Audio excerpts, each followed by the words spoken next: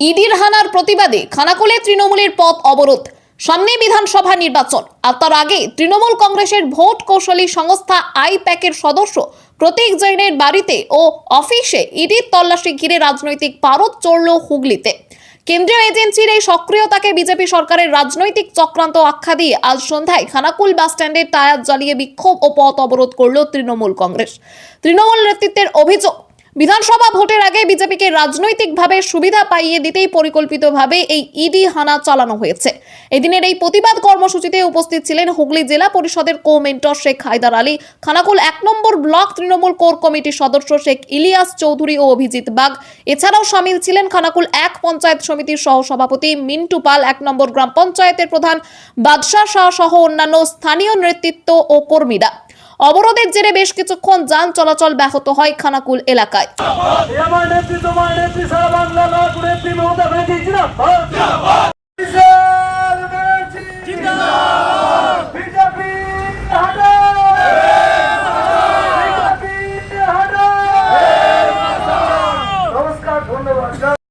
আজকে আপনারা জানেন যে আমাদের সর্বভারতীয় তৃণমূল কংগ্রেসের যিনি ভোট কৌশলী রয়েছেন এবং আমাদের ভোটে কৌশলী তার যে অফিস, সেই অফিস এবং বাড়ি প্রতীক জয়নের ইডি আজকে তল্লাশি করেছে।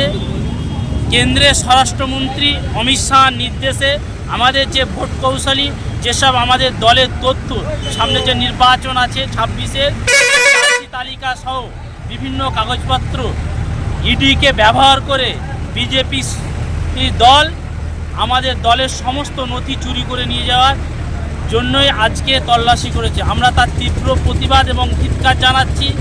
ভবিষ্যতে যদি ইডি সিবিআইকে এই ধরনের ব্যবহার করে বাংলার মাটিতে, বাংলার মানুষ যেমনি আজকে প্রত্যেকটা ব্লক, অঞ্চল, ওয়ার্ডে গর্জে উঠেছে, আগামী দিন এই আন্দোলন আরও বৃহত্তরভাবে আমাদের দল এবং আমরা করব। আপনারা জানেন যে মুখ্যমন্ত্রী এবং রাজ্যের সর্বভারতীয় তৃণমূল কংগ্রেসের চেয়ারম্যান তিনিও ঘটনাস্থলে গিয়েছিলেন, যে দেখেছেন যে ইডি শুধুমাত্র বেছে বেছে আমাদের দলের প্রার্থী তালিকা সেখানে খোঁজ করছে, প্রতীক জয়নকে চাপ দিচ্ছে এবং তার যেসব কর্মচারীরা ওই অফিসে ছিল তাদেরকে চাপ দিচ্ছে।